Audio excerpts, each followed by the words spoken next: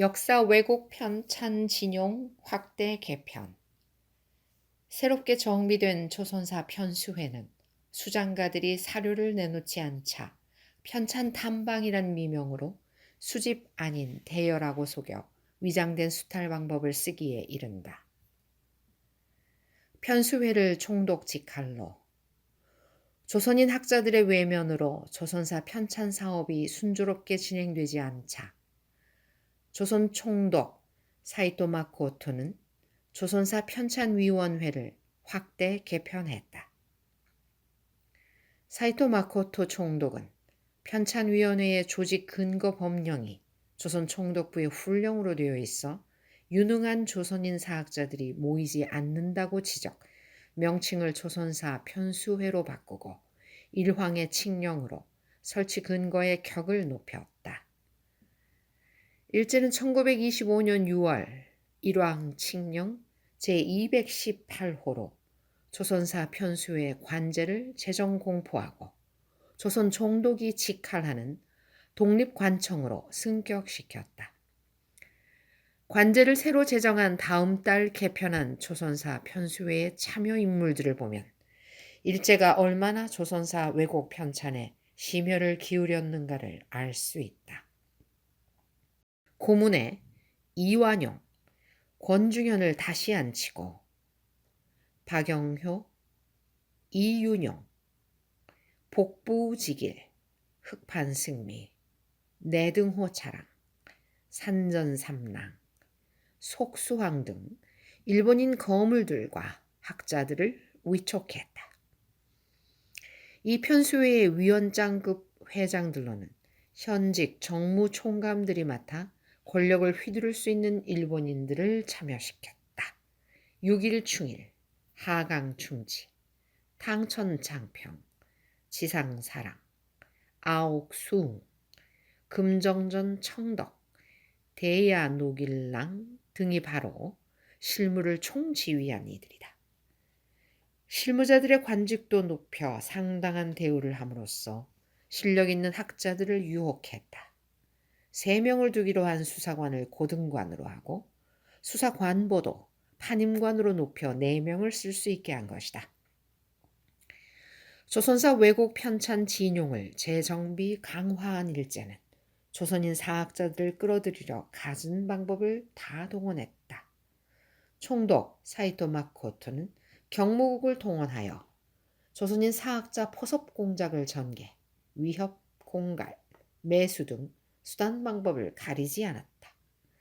이 같은 방법으로 확대 개편한 조선사 편수회의 첫 진용은 다음과 같다.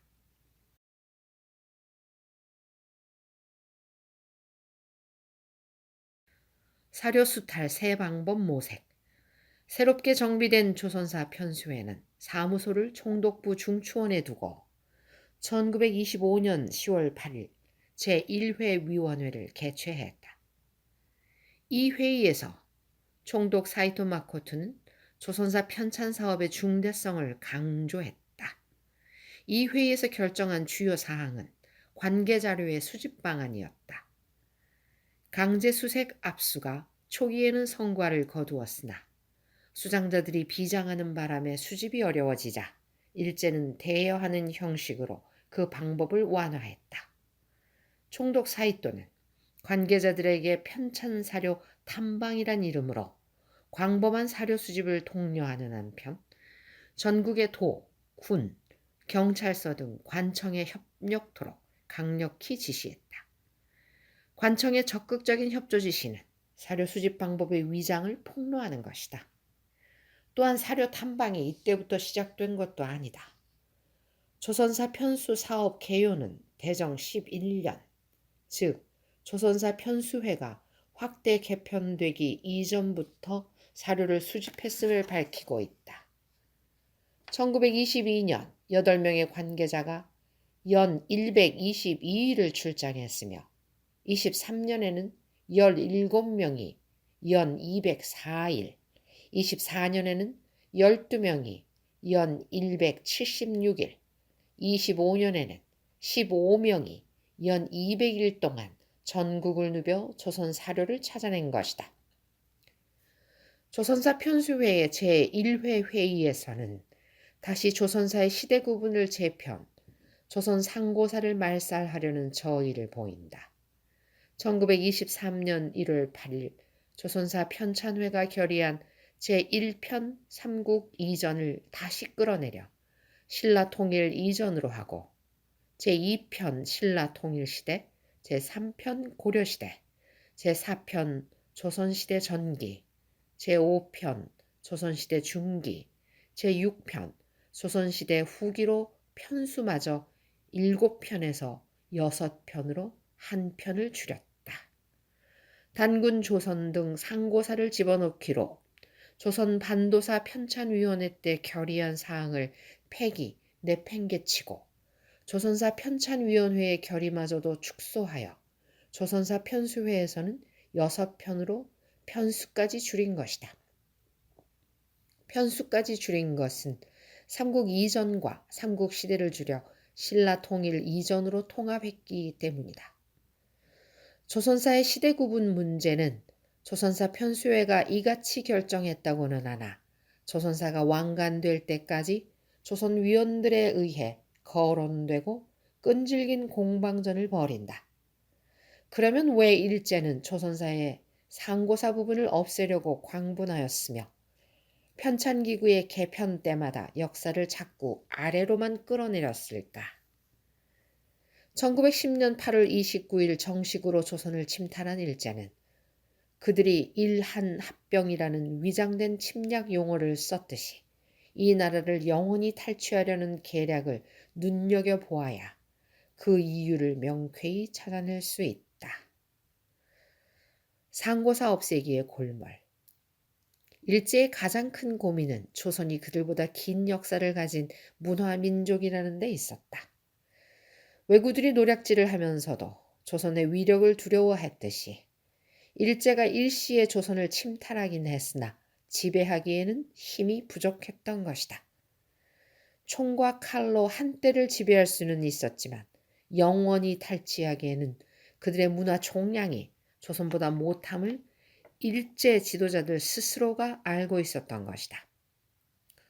따라서 일제는 역사 왜곡을 시작한 것이다. 광개토 대왕비와 칠지도의 명문을 삭제 조작하고 영원한 조선 탈취를 실현하려고 철저한 준비를 해온 것이다. 일제는 명치유신 때 일본 서기를 재정리, 그들의 역사부터 왜곡한 다음 사전 조작한 설계도에 따라 조선사를 편찬한 것이다.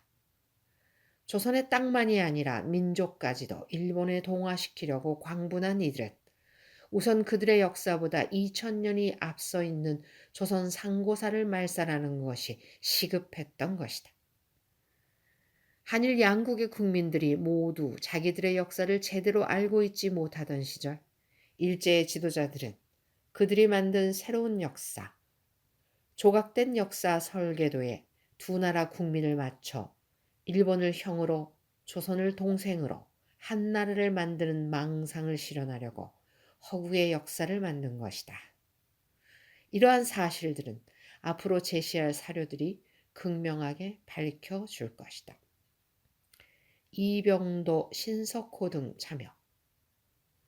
조선사 편수회는 사료 수집에 열을 올리는 한편 1927년 6월 1일 사무분담 협박과 매수로 확보한 조선사 왜곡 날조 기사단을 편성, 사무분담을 시킨다. 조선사 왜곡 편찬이 본격화된 것이다. 조선사 편수회 사업 개요가 밝힌 조선사 편수회 사무분담표를 보면 편찬회 제1회 위원회 당시 보이지 않던 새로운 인물들이 등장한다. 이 진용은 이해 12월 수사관보 조전과 다음해 4월 수사관보 학견이 전보되고 1928년 신석호, 적원수웅, 조한직 등이 추가되는 등 다시 대폭 개편되어 조선사 편찬까지는 다음과 같은 이들이 참가했다. 6당 상고사 부활 노력도 육당 최남선이 조선사 편수회에 참여한 것은 편수회 구성 1년 반 후인 1928년 12월 20일이었다. 육당은 조선사 편수회 위원으로 임명장을 받았다. 조선 총독부는 덕망 있는 조선학자를 참여시키기 위해 갖은 방법을 다 동원했다. 끝내는 육당도 넘어가고 만세입니다.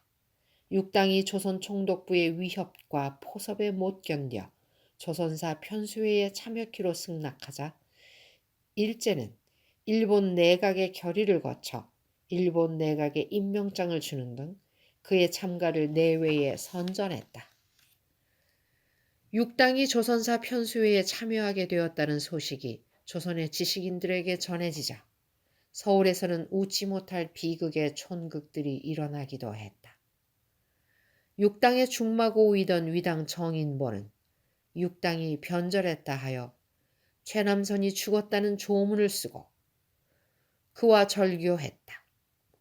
또한 익살스러운 조선의 사학자들은 서울 종로 명월관에 모여들어 굵은 제복 차림으로 제사상을 차려놓고 최남선이 죽었다고 방송대곡하면서 장례를 지냈다.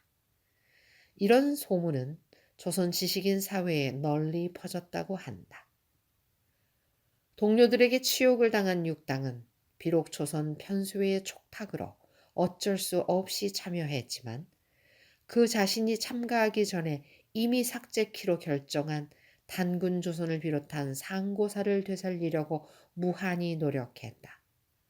조선사 편수의 사업 개요에 실려있는 편수회의록을 보면 육당의 목소리만이 외롭게 넘쳐나고 있어 보는 이로 하여금 눈시울을 뜨겁게 한다. 사료 선별 수집, 복본 행방불명.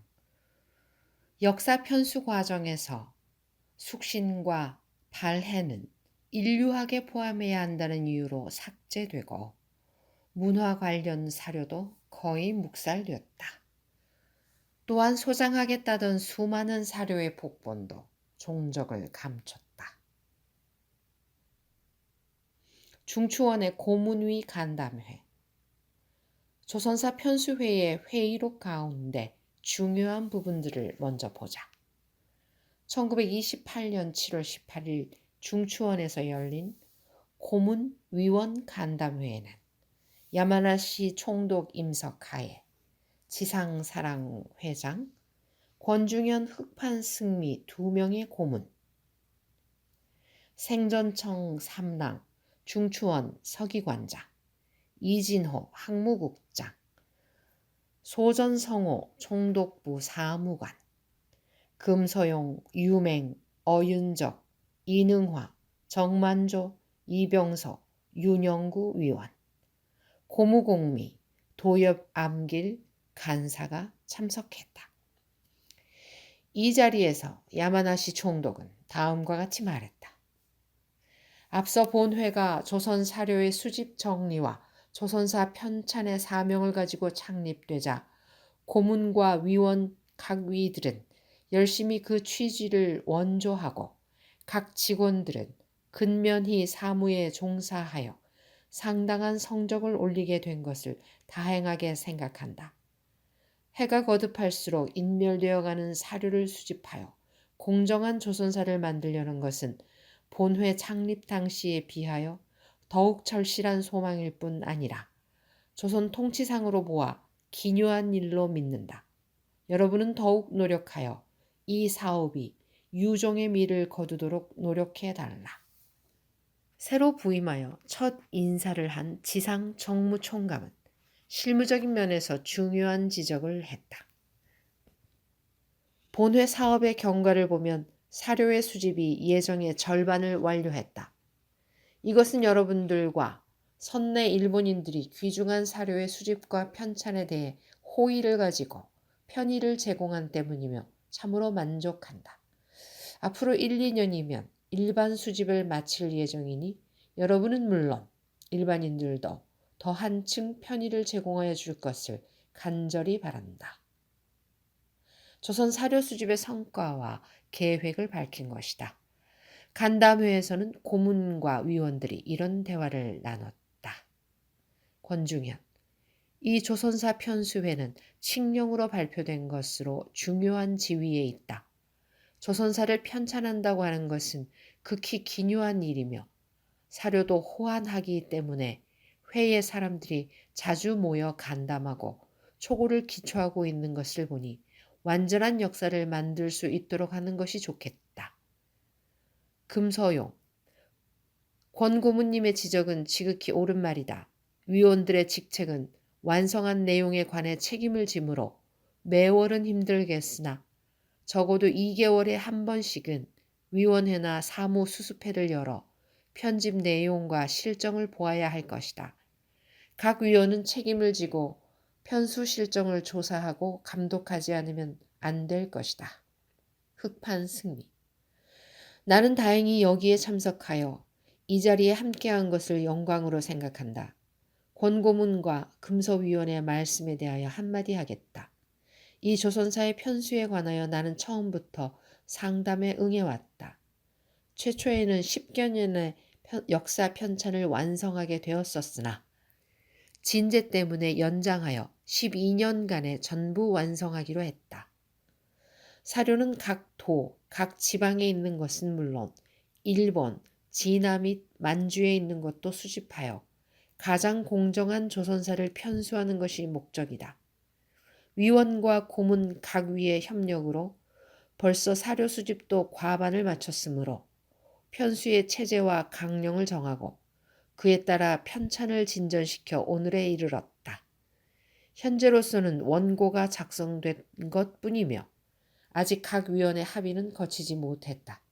이 사무가 어느 정도 진척되었을 단계는 여러분들의 기탄 없는 의견을 듣고자 하나 실은 사료가 너무 호환하고 그 수집 정리 및 편찬에 대해 수사관도 상당히 곤란을 받고 있는 실정이므로 충분히 연구하여 우선 완성한 다음에 심사를 앙청하기로 했다. 아직 오늘은 일일이 의견을 들을 수 있는 단계에 이르지 못했으나 앞으로 위원회에 제출할 때에는 여러분들의 주의나 의견을 수합하여 완전 공정한 역사를 만들려고 생각한다. 지상. 권고문의 의견이나 금서용위원의 의견은 지당한 말씀이다. 수시로 회합하여 각 위원의 의견을 듣는 것이 좋다고 생각한다. 그러나 앞으로 어떻게 실행할 것인가는 일고를 요한다.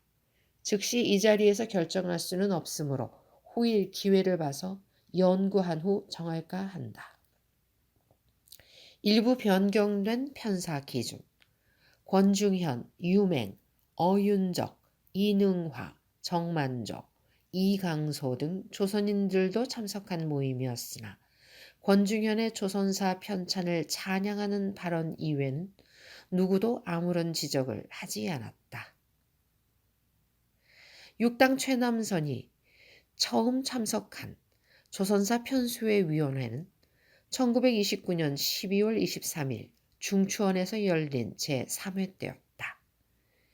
회장인 정무총감이 다시 바뀌어 아옥수옹이 참석하고 권중현, 흑판승미 고문과 금촌무지 중추원 서기관장, 무부흠일 항무국장, 조전치책 이왕직 차관, 유맹, 소전성호 총독부 사무관, 어윤적, 금서영, 이능화, 정만조, 최남선 위원이 연석했다. 이 밖에 간사와 수사관들도 배석했다. 이 모임에 처음 나온 아옥 정무총감은 인사말을 겸해 위원들을 이렇게 독려했다. 취임 이래 친히 고문 및 위원 가규들과 만나 간담하려 했으나 공무가 너무 바빠 아직 그 시기를 얻지 못해 유감이었다. 다행히 흑판 고문이 본회의 용무를 가지고 내선한 것을 계기로 위원회를 열어 연말 다망한 틈을 타서 여러분의 소견을 듣게 된 것을 기쁘게 생각한다. 수사 사업은 국가의 중대한 일이거니와 특히 반도의 현상을 비춰볼 때 시기적절한 것이다. 본회의 종례 성적을 보면 사료의 일반적 수집은 거의 완료됐고 또한 고본의 작성은 순조롭게 진행되고 있으므로 서로 경화하여 마지 않으며 예정한 연한 내로 어떻게 하든지 완성시켜 인쇄도 끝마칠 계획이다. 각 위께서는 이 분야 학식과 경험이 있는 분들이므로 의견이 있을 경우에는 기탄 없이 토론하여 신중하게 심의를 거듭 당초의 목적에 배치되지 않게끔 이 사업이 유종의 미를 거둘 수 있도록 해주기 바란다. 앞으로 고문과 위원들의 더 한층의 찬조를 바람하지 않는다. 이 자리에서 흑판승민은 편사 기준의 일부 변경을 밝혔다. 첫째는 종래 제6편 조선시대 후기에 정조로부터 가보개혁까지로 나눈 것을 정조시대는 제5편 끝에 넣고 제6편은 순조로부터 시작한다는 것이다. 둘째는 인쇄 계획으로 소화 8년에 편찬 인쇄 완료 예정을 1년 연장한 것이다. 육당이 첫 발언한 것은 1930년 8월 22일 오전 9시 중추원에서 열린 제5회 위원회 때다. 아옥 정무총감과 흑판, 금촌, 수전 등 11명의 위원이 참석한 자리였다. 장관, 도담 두 간사의 보고에 이어 위원들이 질문을 했다. 소전. 전번위원회의 결의에 의하면 제1편은 소화 7년부터 인쇄할 예정으로 돼 있는데 지금의 현황은 어떤가? 소판. 소전위원회 질문은 내가 대답하겠다. 작년도의 위원회에서 제1편은 될 수 있으면 소화 6년부터 인쇄를 시작하기로 희망했으나 편찬의 실제 과정을 보니 제1편과 제2편은 지금 완성된 고본에다가 약간만 손질하면 인쇄할 수 있을 것 같다. 그러나 인쇄는 예산이 있어야 하므로 당국에 알아본 결과 내년에 고려하겠다고 한다. 만약 인쇄비가 통과되면 내년에 1책 500면씩 3책을 인쇄할까 한다. 본격적인 인쇄가 시작되면 조선사 편수위원회 일의 방법에 따라 제1편은 편년체가 아니고 기록사적인 원문 그대로를 유치 수록하고 제2편 이하는 제1편과는 달리 본문만 인쇄할 계획이다. 다시 말하면 제1편의 체제와 제2편 이하의 체제는 다르다. 제1편은 진화, 일본, 조선의 고사적에 의해 수집한 그대로 인쇄하나 제2편은 본문만을 인쇄하고 사료의 원문은 인쇄하지 않는다. 원문의 인쇄에 대하여는 먼저 위원회에서도 거론이 있었지만 사료를 인쇄하려면 심히 광범위하고 복잡하여 막대한 시간과 비용이 들기 때문에 본문만을 인쇄하고 본문과 사료를 모두 갖춘 복본은 대학이나 도서관 같은 곳에 남겨서 보존하고 일반에게는 본문의 사료의 명칭만 게재하여 그 출처를 밝히는 데 그치게 한다. 제1편은 여러 가지 책의 기사를 종합하여 하나의 본문을 쓸 수가 없기 때문에 예를 들면 삼국사기라든지 삼국유사 하나하나를 그대로 싣고 중요한 부분을 적용하여 본문에 방점을 붙여서 출판하는 것이니 잘 양해하기 바란다. 민족보다 지리 본위로. 최남선. 편수에 관하여 질문이 있다. 첫째로는 제1편의 편수 범위에 관한 것이다. 요람에 의하면 신라 통일 이전이라고 돼 있으나 심히 막연하다. 무릇 반도 안에 살았던 민족으로서 역사상 밝혀진 것은 어느 정도까지 채택하는 것인가? 견해에 따라서는 종래 반도사에서 제외된 것이라도 반도에 심히 복잡한 관계를 가진 민족이 있었던 것으로 생각한다. 둘째는 제6편은 가보개혁까지 편수한다는 것인데 그 이후의 것이라도 중요한 것은 어떻게 다룰 작정인가? 금소용. 제1편에 관해서는 담당자인 내가 말하겠다. 무릇 고대의 역사를 수찬함에 있어서는 민족을 위주로 하느냐, 토지를 위주로 하느냐는 두 가지 방법이 있다.